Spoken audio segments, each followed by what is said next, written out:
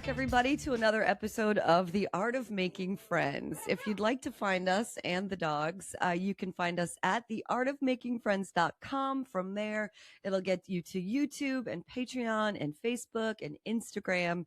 And as always, we would love your feedback on these crazy little episodes that we do. And our you can find us at the Art of Making Friends podcast at gmail.com. So please do give us your feedback, or if there's a topic on friendship that you would like us to address, because I feel like that's what we do. We address things here. The serious issues. Correct.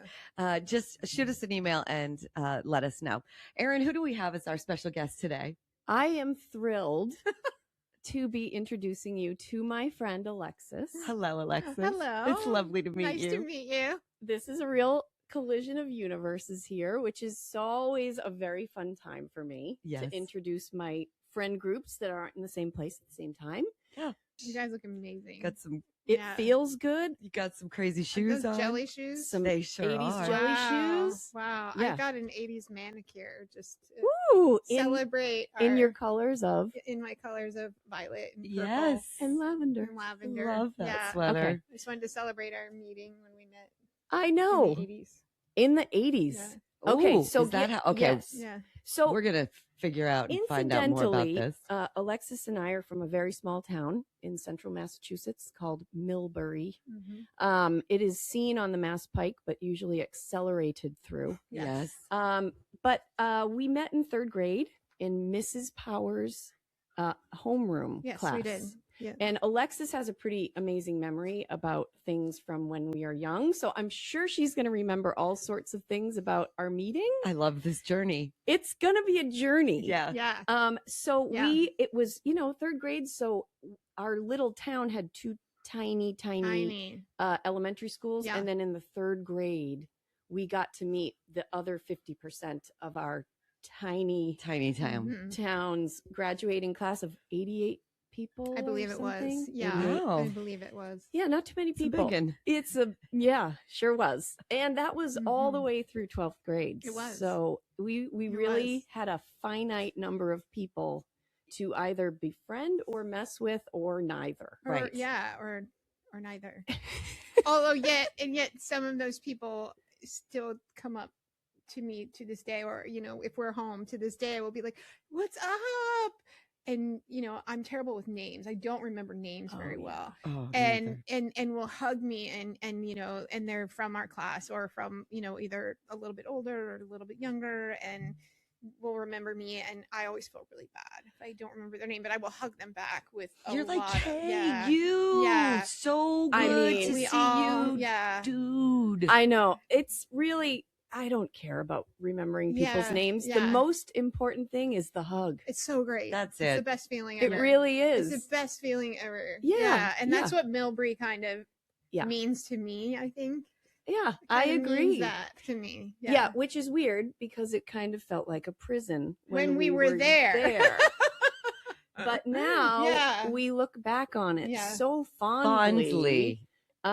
It's because with time and distance, those memories become sweeter. I think so. Yeah. I think so.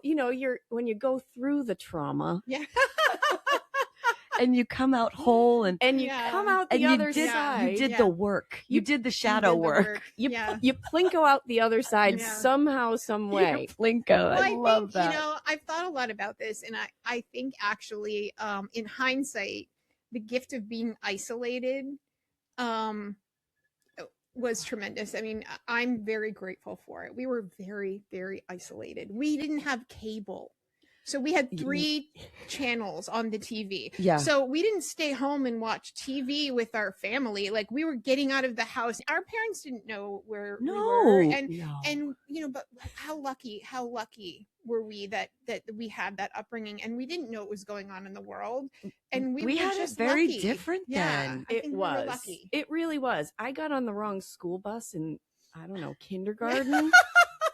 And they just bring you around. Literally, a girl in the back of the bus was like, "I know you. Come with me," and then dragged me to the house. I mean, I just was like, "Okay, sure, whatever." Yeah. So we met in Mrs. Powers' class, and I remember 2 lessons that Mrs. Powers taught us. Share. She taught us about the Roman Empire and how civilizations go away and go ahead and disappear. And I was like, oh, say what? Right. A whole civilization. My whole head exploded. Yeah. And she also taught us about the concept of hubris. Do you remember that? Yes. And I remember her writing it. I actually remember writing the word on the board. And It's was a like, funny word. Yeah. It was, but it described so much of the behavior I had witnessed. Yeah. That I was like, oh, that's the word. You really do start to understand a concept when you're like experiencing it. Yeah. More so than just learning the definition of the word. You know, when you are like, oh, I feel that now. I get it. Yeah, absolutely. Hubris. Yeah, hubris was a real big one. Do you remember anything else she taught us? She was very intimidating to me for some reason. I don't know why. I found her, but I mean, I found her, obviously I learned a lot from her, but I found her to be a little intimidating. I found the whole experience of joining the 2 elementary schools to be intimidating, which honestly is why I think when I met you, and I remember your braids. I always had braids so that I wouldn't get lice. Yes. Oh God. But Ching, my mom was a public school teacher, and so I always had really long hair. And she's like, "We're gonna keep them in braids so you don't come home." Now, when I was legit PSA, guys, when I was a little girl, I wore braids so that my hair wouldn't get tangled. Yeah. Oh no, we were focused on communicable diseses. Yeah. But Erin always had long hair, and she always wore her braids, and I thought that was so pretty. But I just remember like when I met you, like clinging to that, like, oh my God, this is the girl from the other school that I like and I can know, and this is my link to that transition. And that was great. It was great for me. Yeah, because it was intimidating, because it was like a 100% increase in the people you went to school with, which contextually was a gigantic leap for mankind. Yes. But before, can I turn back? Yes. I forgot to do a toast. We usually start with a toast. Right. And I chat GPT'd one for you. Oh, these are so good. They're my favorite. And let's talk about what we're drinking. Lisa. Yeah. So I only so often, probably once every 5 years or so, because that's how long it takes my knuckles to recover, I make limoncello. And so you buy all these organic lemons and then you zest the fuck out of them. Oh. And it takes 10 lemon zests to make 1 liter. Well, I made 10 liters. Oh my. So let's just math on that. A lot of lemons. It's a lot of lemons. How many knuckles Well, so that's it. So on my homemade label, it says what the ingredients are, and it says alien DNA, which is mine because I'm Rh negative blood. Oh, me too. Right. So I am alien. So if you did like a strip test in the limoncello, you might come out with some DNA, and it's mine. It belongs to me. It is my knuckle skin. I could maybe find a facility for that. It's a labor of love, this limoncello. So I made some this year, and I sent Erin a mason jar full of it. And so that's what we're drinking. It's my homemade limoncello. I haven't even tasted it yet. I'm very excited. Tasty. Yeah. I love it. And I think the yellow really kind of everything. Okay, matches. Alexis, matching everything. Survived storms, disease, and drama galore. That is true. Trains pups like a legend. Oh, humans ignore. Cheers. Oh, cheers. That's beautiful. Cheers. That's really special. Because not only has Alexis been one of my longest friends, she's also a dog trainer. Oh, you really are. I really am. She is a licensed dog trainer. I really am. Oh my gosh. I'm certified and have my own little business. That's a fucking great job. It is. Like, I would love that, but obviously I don't know how to do it. Yeah, it's awesome. Okay, so how did you start? I've always like just been obsessed with dogs. Like I probably am maybe potentially on the spectrum a little bit with that. Like just absolutely 100% fixated on dogs. I am as well. Ever since I was a child. And I think part of it was like we weren't allowed to have a dog from when I was a little kid. So my grandfather would take me walking around neighborhoods and petting strange people's animals back in a day when they were just wandering around. And it doesn't extend to all animals. Like it's just Okay, dogs. honestly, that was my next question. I was like, does this work on goats? Because I love goats. No. Okay. But I have trained a cow. Okay. And a pit bull together. I have trained A cow and a pit bull together because they were like buddies. It was like a little homestead, and they had, they were kind of trying to work off the land kind of people. They're really cool people, and they had adopted this little pitty mix, and they had a cow, and the pitty mix was constantly trying to get at the cow, and the cow was like not happy. And what I realized was that the pitty mix didn't want to hurt the cow. He wanted to be friends with the cow. And so I was like, they trusted me to introduce them without the fence. And it ended up being a wonderful friendship. Oh, that's amazing. It was awesome. Dude, I don't know why that just gave me goosebumps. It was awesome. And also, like, I want to write a children's book about it. Like, is that fucking great? It was awesome. That was a really fun thing. But I also actually work with really dogs who have bite histories. Who are pretty aggressive. And who may have been told by behaviorists that, they're beyond candidates for euthanasia or severely, heavy duty medication, like tranks and stuff. And, then their owners will come find someone like me and be like, we think there's more. We think there's more that we can do. And we don't want to go that route. And I'll work with them. And those are some of my best clients, my best stories. That's amazing. I love it. And you've made a lot of friends. I have with your clients. I have, yeah. I'm the most proud of that, probably. Yeah. You've built a community. I absolutely have. You have. I absolutely have. Yeah, it's awesome. I really love. I love my clients, and then my two. I have an old English bulldog who's 3, and then I have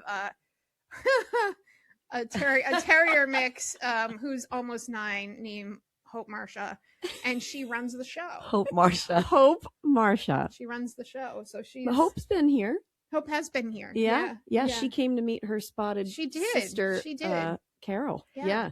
I have just now that we're talking about all the dogs, obviously we've met Carol and Denise on our show yet. I'd love to meet yours. Sometime I think we just need to have a dog meetup.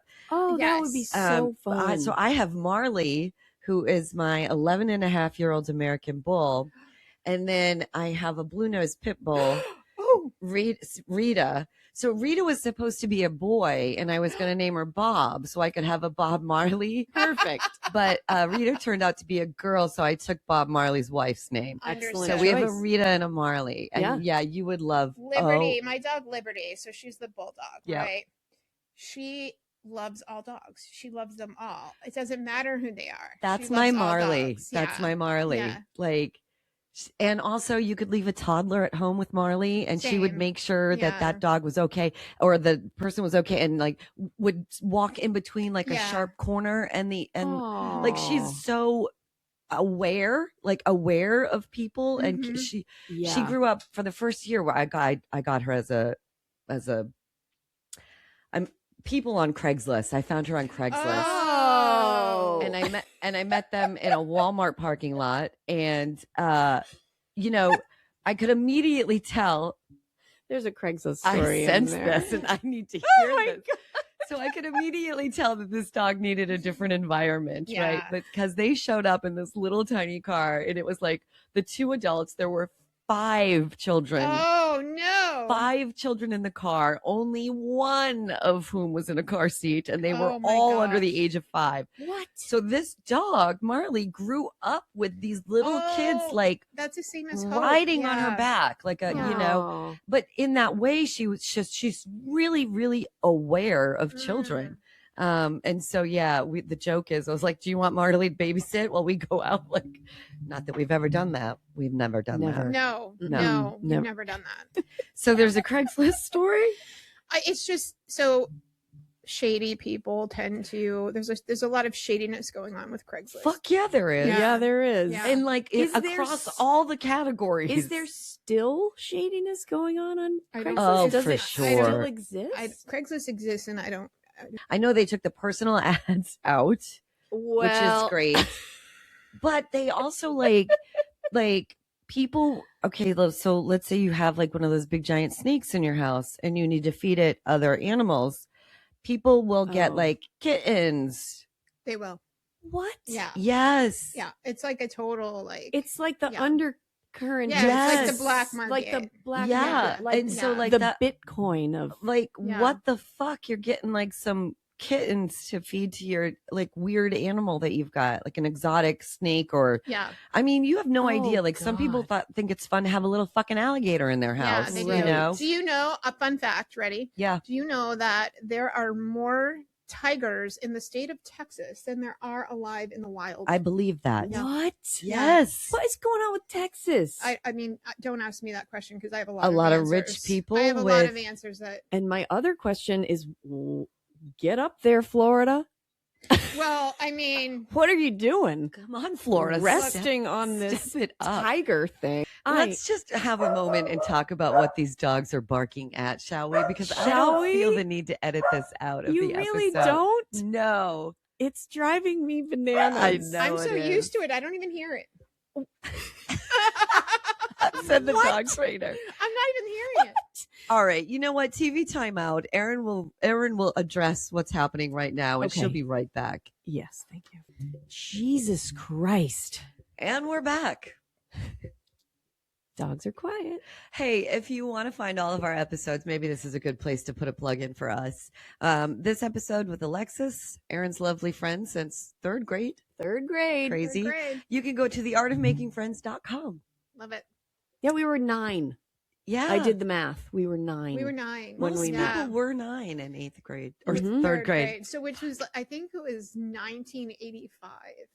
Yep. Sounds about right. 1985. Which is you guys pretty are much dressed really well for. I was wearing this same outfit. Yeah, you might have been. It just said jellies. like, maybe like bum equipment. Listen, something. I just want to say, like, these are, of all the tracksuits we've worn, these are the ones. These are so comfortable. These are the ones. And they have different colors. So I will be sure to put the link up to these tracksuits in the notes for this episode. Yeah. This is actually, I think my favorite. Alexis, I don't want you to feel left out. Okay.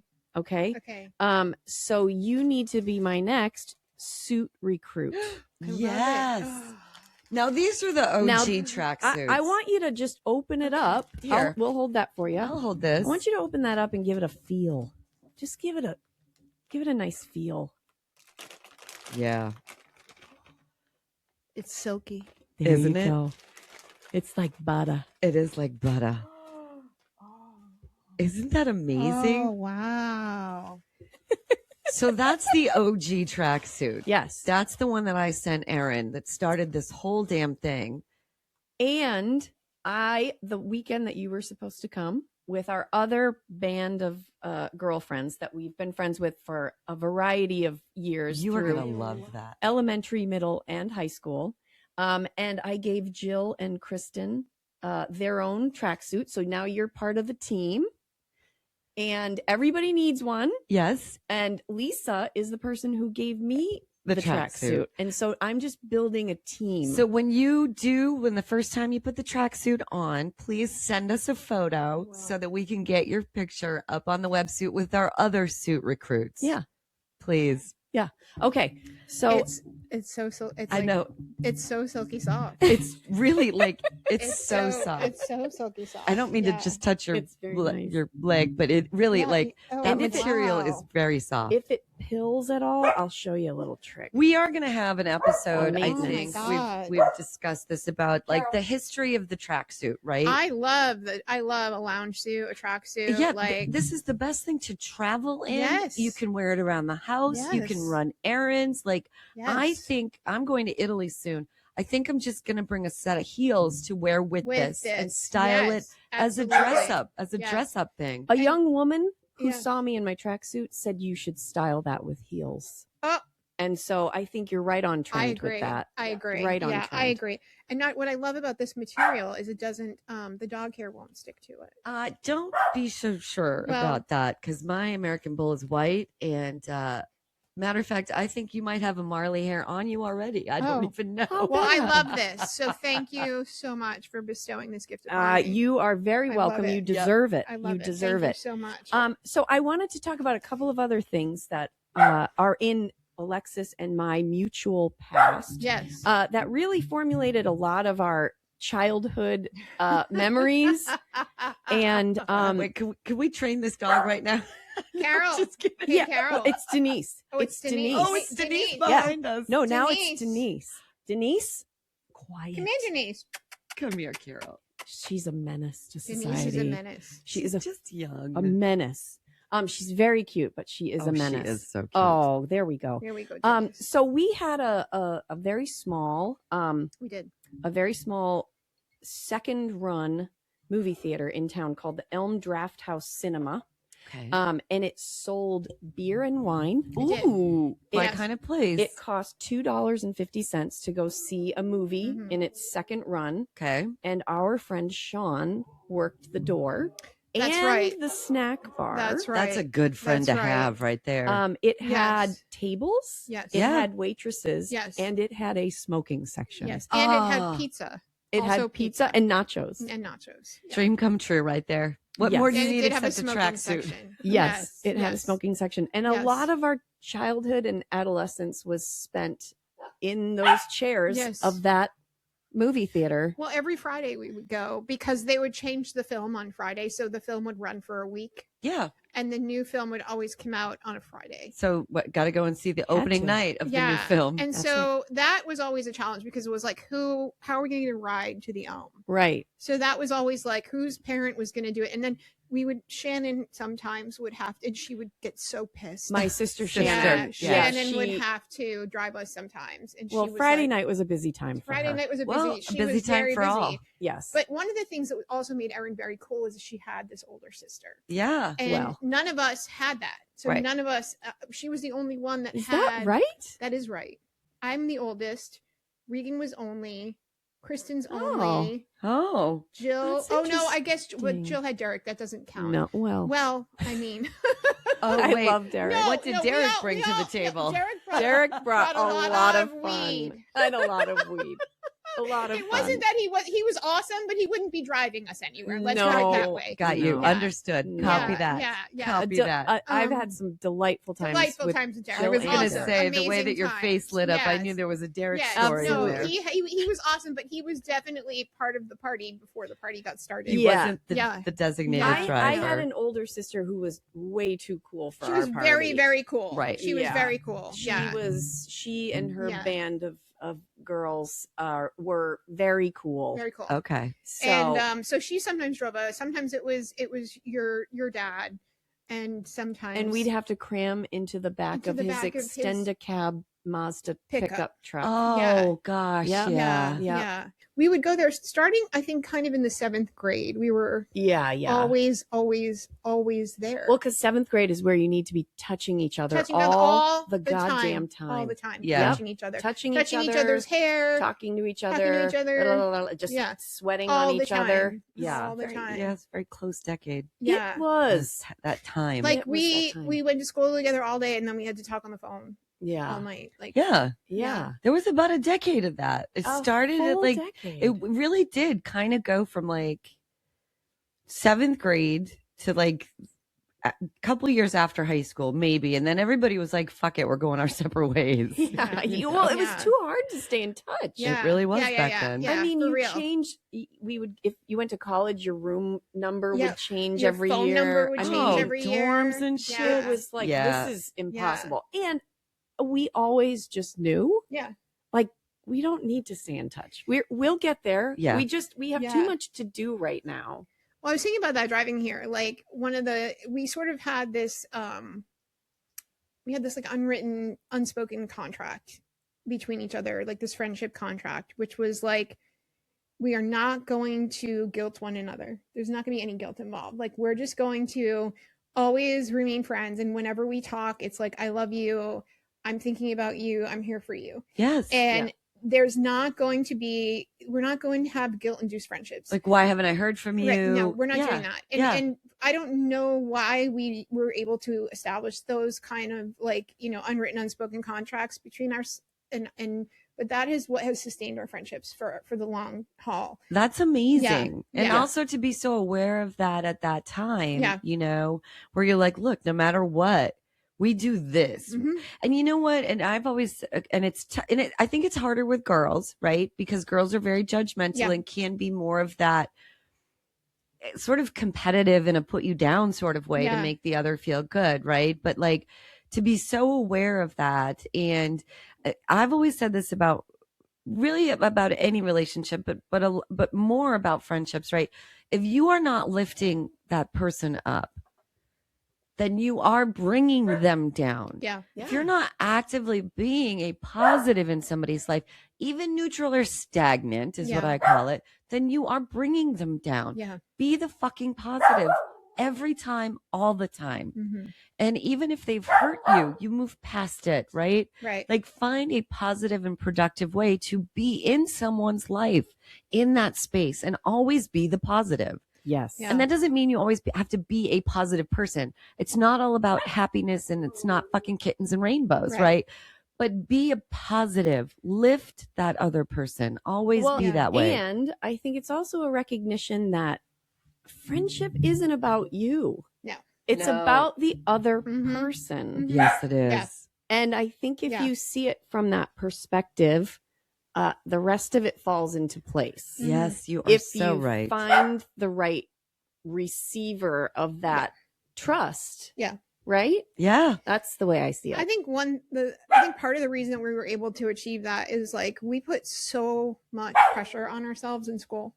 Like so much pressure. Like a lot of us, I mean, we just had this like perfectionist tendency and we all put so much pressure on ourselves that it was like our friendships didn't need to be about pressure. Our friendships needed to be about being each other's cheerleader. I'm even just thinking about like our junior year in high school, right?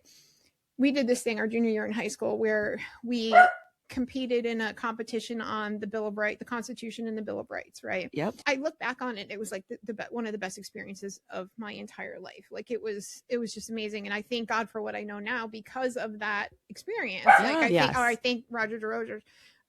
But I just remember that it was so stressful because it was like taking on like a whole class that didn't even exist. And we were all like just stressed to the max. I remember that year. And what it did is it brought us together. Yes. And we were like, I just, again, we didn't talk about it, but it was like, don't put more stress on each other, you know? Right. And that experience, I remember you and I, that brought us really close together because we were just like leaning on each other intently through that whole experience. And then I remember like the plane ride, like I'd never been on a plane before. Yeah, that was the other thing is everybody got a free trip to Washington DC, which was not accessible to most of us. Right. We didn't travel with our families. Like I had never, my parents didn't take me to Disney. I mean, there was no like going, like our vacations were like, we went to the Cape for like a week in the summer. I went to Disney for the very first time last year for work. Yeah. Oh. Yeah. So first and last?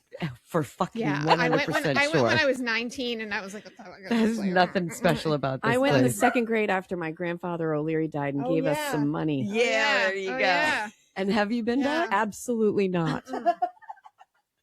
Disney won't be a sponsor of this show. I don't think so. Yeah, no. So yeah, but so I remember distinctly like being on the plane and you and I were sitting next to each other. And like as the plane took off, we were holding hands. And like I was scared out of my mind and you were scared out of your mind and we were holding hands. And like that was my very first plane ride. Yeah. Is that I was with my classmates. Yeah. And the majority of us had never flown before. And I'm literally, we're literally squeezing each other's hands. Yeah. And it was with Erin. Yeah. And I'll always remember that. You know what I mean? Do you think of it like every time you get on a plane? I do. Because I absolutely do. Yeah. I know that there are those moments, right? And some people don't always know that keeps coming back. Such a poignant thing. So, and it maybe it was huge at the time, right? But that you wouldn't know that every time you do that same thing, right? You think of that, that memory jogs. Yeah, I think about it every time. Awesome. Every time I fly, I think about that, and I just think about like, oh my gosh, and how it was such a positive experience. Yes, and it was so like my big thing in life is like I value my friends like really highly, and my friends are my chosen family, and because I had so many really important moments in my life shared with my friends. I mean, even when we were little, like Erin's parents used to invite me to go to their Cape house in the summer. So I didn't go, my family didn't go on vacations. Like the only thing we did every so often was, my aunt had like a little tiny cottage in Falmouth down the Cape, and we visited her. But it was super special because after I met Erin, her parents had a Cape house in Dennis. And every summer they would invite me to come down. And that was a big deal for me. Like a huge, huge deal. And I got to, so Erin worked as a lifeguard. So she couldn't take time off of work. So I got to just go to the beach with her in the morning, and she got to sit on her lifeguard chair, and I would hang out by the chair on my towel. And then I would go back, and like the O'Learys would feed me and like, grill on the grill with stuff. And they just presented like a nice, room, like in Erin's room was a nice room to stay. And I felt really safe and welcomed there. And it was a big deal for me because I didn't get to I was one of 3 children, 3 daughters.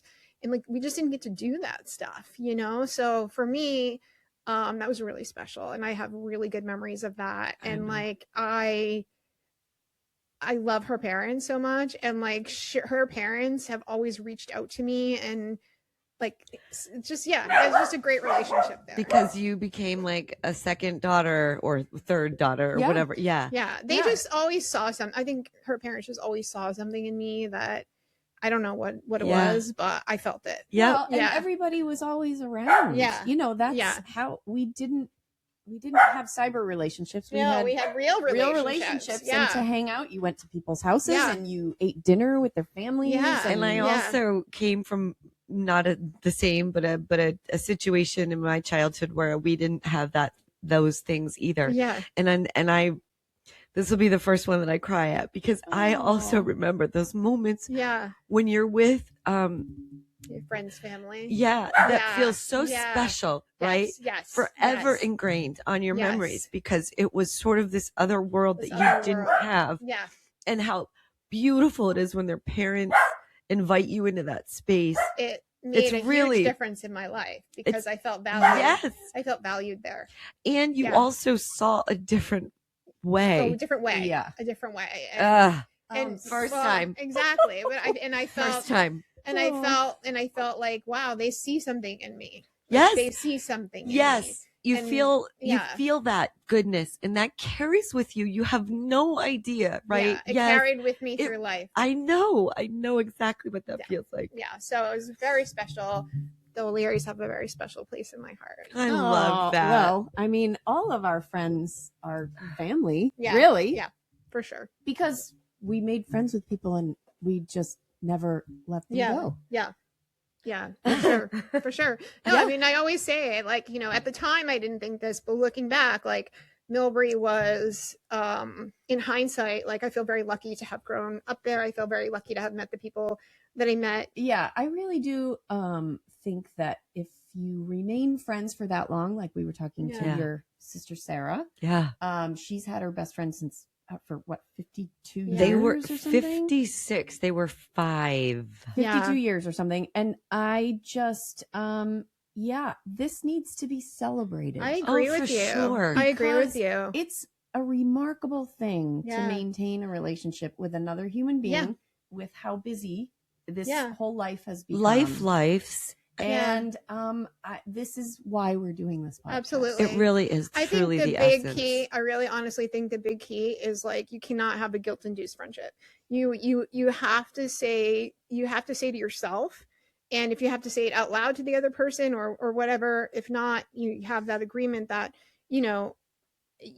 when you talk, it has to be, I love you. I'm so happy to hear from you. What's going on with you? Not, I haven't heard from you. And blah, blah, blah, blah. Like, I don't do that, and I think you have to embrace the fact that I don't know how long it's been since I've seen you. It doesn't matter. Doesn't matter. Yep. What matters is that there's a genuine love between us. There's something that was started many, many years ago, that there's a foundation there, and like that's all that matters. And especially in the long ones, right? You want to continue that. Yes. And it's okay to say that. And I know that that's vulnerable for a lot of people, and they're not comfortable saying the I love yous and saying the, oh, you got it. You know what? But friendships, like any relationship, you can't just kind of put them on the back burner and let them simmer. They take work. And again, to say, we agree to not let this be a friendship based on guilt or negative things. We agree to do it this way, right? Which, we didn't even have to say it. Thankfully. I know, which is beautiful. Well, I mean, you know, one of my best friends is in the middle of medical school. Like, what am I going to do? Be like, hey, bitch, I haven't heard from you. Like, I'm not going to do that. You know what I mean? Like, you know, she's in the middle of medical school.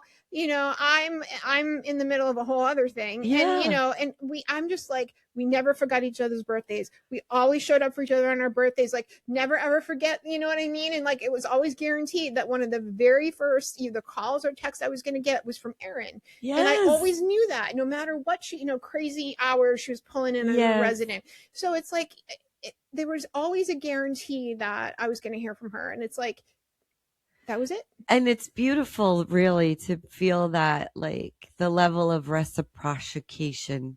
Reciprocation. Thank you. Keeping that in the episode. Yeah, that's easy for you to say. Reciprocity. I feel like I just made up a new word, which sometimes I do. It's reciprocation. Reciprocation. It's when you reciprocate to friendship. How much of that limoncello did you have? Well, obviously the whole fucking glass. It's real tasty. Well, it's my birthday. But you know, the reciprocity. I guess I just can't say that fucking word. Reciprocity. Thank you for saying that. It's mutual. The feeling and the actions are mutual, you know, that you're doing it, but they're doing it too. Yeah, absolutely. Yeah.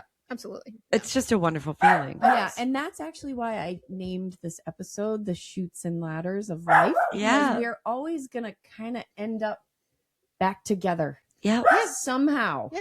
Yes. Always. Yeah. And that's just the way I saw it, because a lot of people, when I went off to medical school, would say, you went to college and never came home. What happened? Where are you? Yeah. Because I just kind of dropped off the face of the earth to my friends that I had been a everyday part of their lives forever. So that was, I know, very abrupt, but I got it. Everybody understood and nobody guilted me. Nobody had any sort of comment about it other than just they were proud of me. Absolutely. Right. As it should be. Dude, you gave up a whole year of residency, which is like hell, to then restart your whole career. I stayed back a year.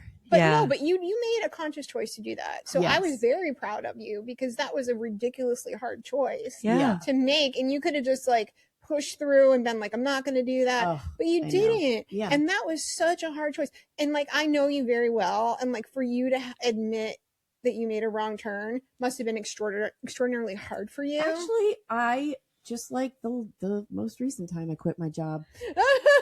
Once I get there in my head, I know. I see no other option. Yeah. It's interesting once you get to that point and you just know that something is not serving you in the same way anymore. And I do think, you know, it does take more courage to make the change. A lot of people will go with the path of least resistance. It does. And so they'll stay in that bad space and fucking take everybody down with then they'll be just miserable, right? Yes. So it takes more courage to make the change and say, this is not serving me anymore. Yeah. I'm going to do something else. But so many people would not have done that. So I've been always been very proud of you for doing that. Thank you. Yeah. I appreciated that too, because, you know, you went off to medical school. We didn't even know a doctor or a nurse. No, but it's true. We didn't know. Did we know a doctor? I'm a better doctor than I am broadcaster. We're going to get the hang of this. Somehow I'm making a big jump, Alexis. This one's a weird one.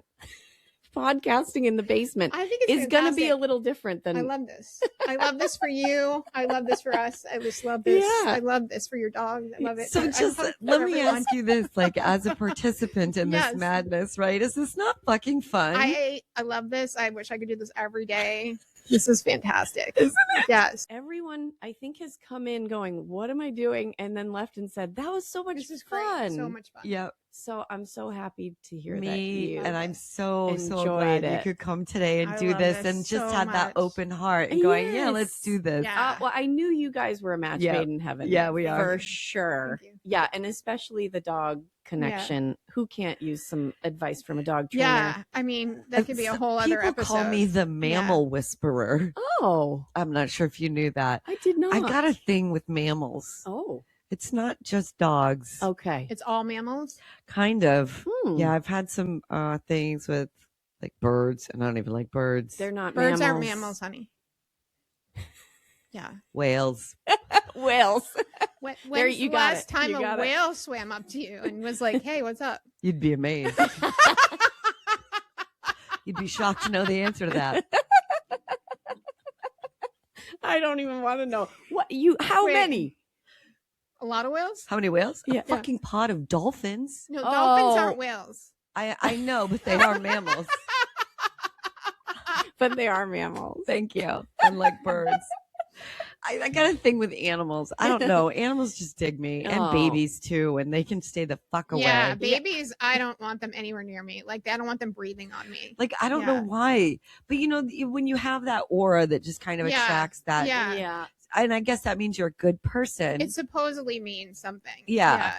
But yeah, like a lot of animals, let me just open up these, like Philo, my King's Play chess on fiberglass stools, right? Thank you. You're welcome. And What fiberglass stools?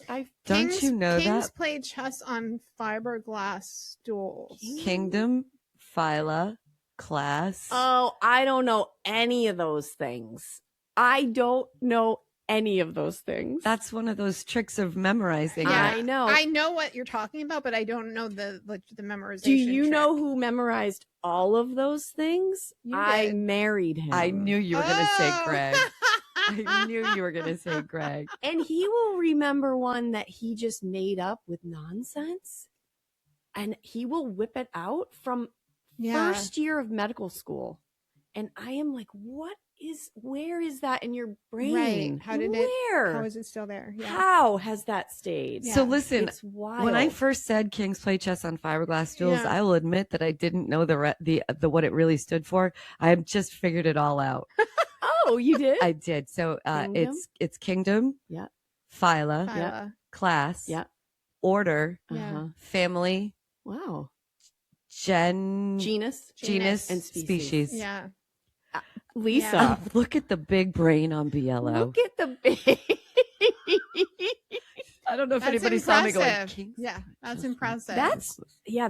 where did that Yeah. come? Where? because you were was saying that? birds aren't mammals, so Yeah. I had to go back to Go my. back and my- try to figure I'm like, out. wait, what the what fuck they are Which they? one? Yeah. You had to rewind. That's all I Yeah. could come up with. Not all Yeah. mammals. Not all mammals love me.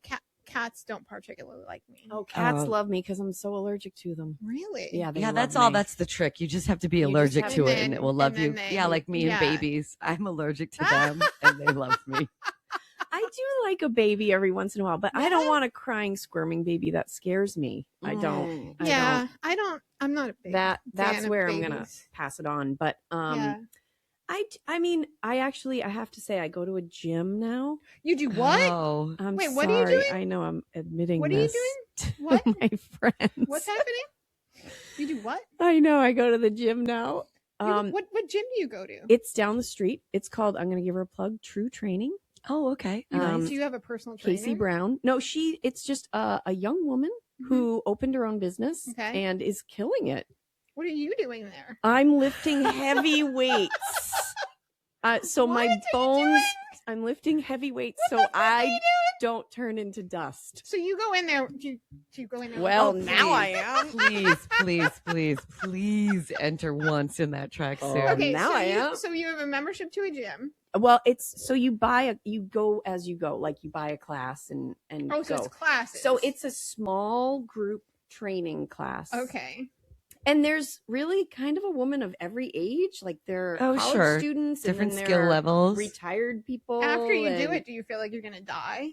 you know, I've acclimated to it. Really? At first, she felt like she was gonna die. I definitely felt like I was going to die. I mean, Yeah. I can't, so I had done this sort of stuff years ago and I really liked it. Okay. It gets it gets out the aggression. I don't know. There's some sort of like, they have rage rooms now where you don't have to work out. I want to go to one of. I want to go to one of those. Yeah, and break me too. Some shit. Me too. Yeah. I don't really have rage anymore. I did, but it's just more the energy has to go somewhere. And when I used to go to work, I would put it into a 10 to 12 hour day of whatever that was. So that energy has to go somewhere. Sure. Like a puppy. Yeah. And so, which I am, a 50-year-old puppy. And so I looked up the closest gym. Like, I didn't know where to go. Are you deadlifting? I don't know what that really means. Like but a maybe. big barbell. Oh yeah, with there are weights on barbells, and I learned how to put them on and take them off and all that stuff. That's my reaction exactly. Oh, because Alexis and I were in gym class together. I told them. Yes! I told her how. Did you see the picture? No, I'll show it. Okay, all right. I have a picture of us from gym class playing ping pong. Playing ping pong in gym. I sucked. So bad. I was the least athletic person on the planet, except only maybe second to me. And Erin played volleyball, and she was good at it. Erin played volleyball. I had a wicked sidearm. I was nothing to write home about. And then she was on the track team. So then one year I joined the track team because I wanted to be more social. Oh, I remember. I was a dancer. So tap, jazz, ballet, all that good stuff. Okay. And see, I even sucked at that. I was at least halfway decent, but I was a big fish in a small pond, let's be honest. So so then I joined the track team to hang out with like Erin and Regan and my friends and stuff. And we had a teacher who one of our teachers, Mr. Morrill, was one of the coaches of the indoor track team. And he would put me in the third heat of the 300, and that would be my only race, and I would come in last. And and I would be like, "Why?" I'd be like, and he'd be like, "You did good today, kid." And I'd be like, "You're lying to me. You're lying to me. I know I didn't." He'd be like, "Just keep your chin up. You know, they let me stay on the team. Just." They let all of us stay on the team. Stay on the team. When I was in 8th grade, I decided field hockey I was going to be a thing, right? And again, I'm not good. That's a lot of pressure. I'm not good. I'm not good at anything. But they put me on. I don't even know if in those days they had like a varsity and a JV. I was like sub JV, like below JV. They put me on a like team. The practice squad, pretty much. and so, but at the end of like the season, they gave me an award. Right. It was for fucking 100% a participation award. Like it was not an award that was anything based on like my skill. And the award was I got the screamer. Oh, which meant every time the ball came to me, I just screamed. Oh no, you were afraid of the ball. Has that followed you through life? Well, I'm still a screamer. It's just in a different arena.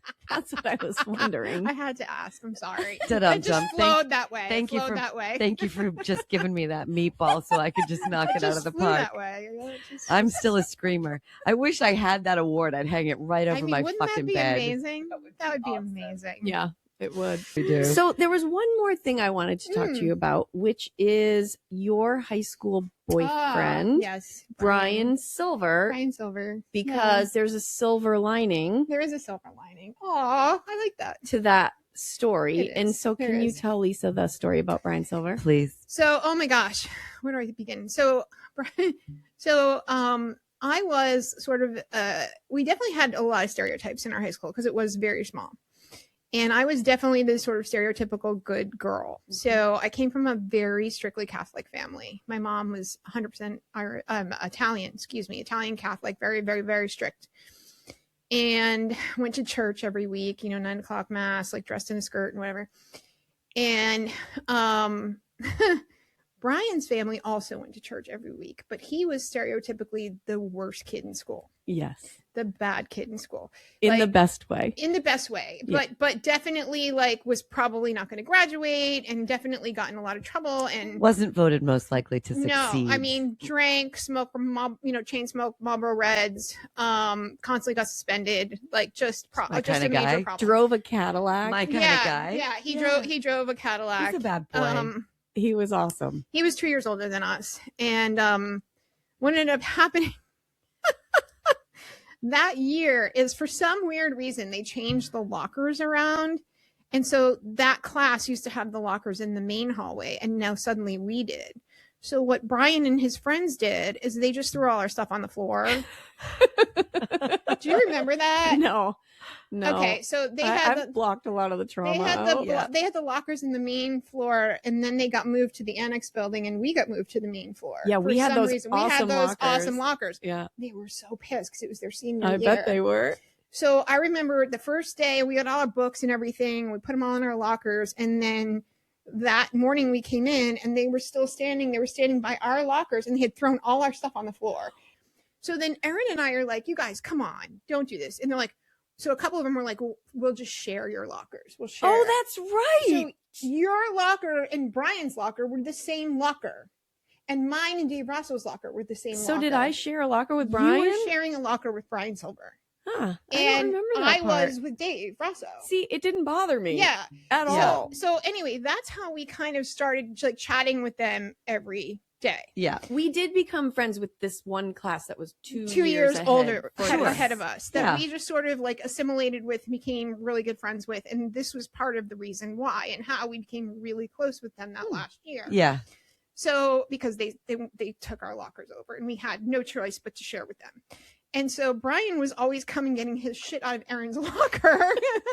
And he was like, "What's up, Alexis?" Oh, God. Right. Yeah, I love those nicknames. So, decided that teasing was the way to go. The whole year, just riding my ass and teasing. I'd be like, "Shut up, Brian." Like just the whole thing was just like we hated each other. And then I go to make my confirmation and go on the confirmation retreat because that's all the Catholic thing. Yeah.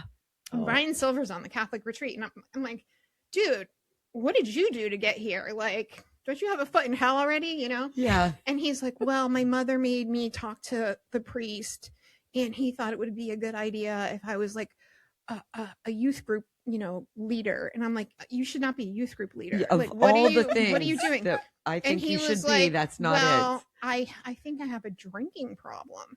So my mom thinks if I spend more time, he's how old? So he's 18. Oh yeah, he's already got a drinking problem. My mom thinks if I spend more time with Father Larry, that it will help me. And I'm like, dude, really? So then I end up feeling really sorry for him. Yeah. We end up talking, and he goes to rehab. Wow. Yeah. So he went to rehab for 30 days. Damn. Yeah. He comes out of rehab and he's like, "I'm in love with you." I was waiting for this. Yeah. That's the one. I was waiting for this. That's so he's like, "I think I'm in love with you." And I'm like, no, this is not like my parents would never. Never. No. You know what I mean? Like, this is not going to rolling happen. up in his caddy. And he's like, "Will you help me graduate?" Oh. So then I become his like tutor. So, I mean, I was like the original AI. I was like, I would help him write all his papers to graduate. Yeah. You were AR. I was AI. So, he did ultimately graduate. Good. And at that point, it took me a long time to like him like that. And so then I started to like him like that. And then we ended up having a relationship. And my mother became enraged and she would like stalk us. And it was like a total nightmare. And she was like a total control freak. But we ended up together for 4 years. Yeah. Oh, wow. So 2 in high school, 2 in college. Yeah. And he truly loved me. There was no one else on this planet that loved me more than this guy. Oh. He loved me. He was head over heels in love with me. And he stayed sober the entire time. Wow. And we went through a lot together. He stayed sober the entire time and he loved me very much. And we did end up breaking up because ultimately I went away to college and I was growing. He didn't really want me to be away at college. He was a little bit controlling. He didn't really want me to be away at school. He hated me in college. He thought I was, moving on and making new friends, which I was. Yeah. But so eventually I did break up with him. And he was crushed, of course, but he did move on and he met this wonderful woman named Deb and they did get married and they had 2 boys. Unfortunately, during COVID, he actually passed away. Oh, we had stayed in touch. He and I had stayed in touch over the years, sporadically here and there. but he had introduced me to Deb. He had introduced me to his children when they were very, very young. Yep. And since his passing, I've actually become really, really close with Deb. Deb, yes. I was hoping you'd say that. And the kids. Good. And so she is a woman who I absolutely think is amazing. I look up to her. She is tremendous. She's a wonderful mother. And so, I'm able to tell stories about him. Like, hey, his son just turned 17. Like, I knew your dad when he was 17. Right. This is when we met. And this is what he was like, and his kids do each have like a characteristics of him that I see that I'm like, wow, whoa, because this is when I knew him. Yeah. So it's pretty cool. And it's just it's a friendship that I have to do a better job of going to see them. But no guilt. I know, right? Well, that's not guilting the other person. I know it's guilting myself. You're guilting yourself, guilting but myself. That's still not allowed. It's not allowed. Yes. You're right. It's You're not right. allowed. I'm very hard on myself. But I feel very connected to him through this friendship with this incredible woman who I really admire and really look up to, and her kids. And so I feel very lucky to have that. Right. And that actually is kind of the way I see this whole episode, like the takeaway from all of this is that our shared experience through that time, I think it's fused us like in eternity. Yes. Yeah. Yep. I think our souls are fused. Yeah. Oh, absolutely. I just do. I agree with that. I just think that's the way it happens. I agree with that. And that's the most scientific way that this medical doctor can put it. Yeah. But that is the way that I see it. There's been so many things that have just connected us through the years that it's like, I just remember like, I need to call Erin. And when I told her about this podcast, she said, oh my God, can I help? She just was the first person to say, this is perfect. It's perfect. And that's something too, like I think in your vein of saying how to stay positive, to stay out of that place of guilt with a friend, right? Is I always have the question of how can I support you? Yes. Like what can I do? Same thing. How can I help? How can I support? Like how can I be an asset instead of a liability on this? Right. Whatever the situation is, good, bad, you need whatever you need. Like how can I support you? Right. And also, I think some people think that stress is only negative. I want people to understand that stress can be good stress too. It can be a motivator. Yeah. So even those like positive changes in life, a big move, a big job, like those are stressful events, but they're rooted in something positive. And I think a lot of people lose sight of that people still need support through that, especially friendships. You think, oh, we've just got this great thing and this is so good, right?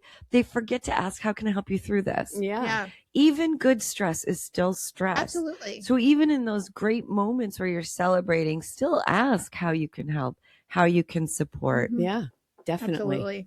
Yeah. Well, I don't think this could have gone any better. I know. If you want more of this, you can find us on our website at theartofmakingfriends.com. From there, you can get to YouTube, Patreon, Facebook, Instagram. And please, as always, we encourage your feedback. Join us, send some feedback, and get in the fray of this. And you can email us at theartofmakingfriendspodcast@gmail.com. Thank you, Alexis. Thank you for having me. Alexis. Thank you for having me. I love you. And cut. This is way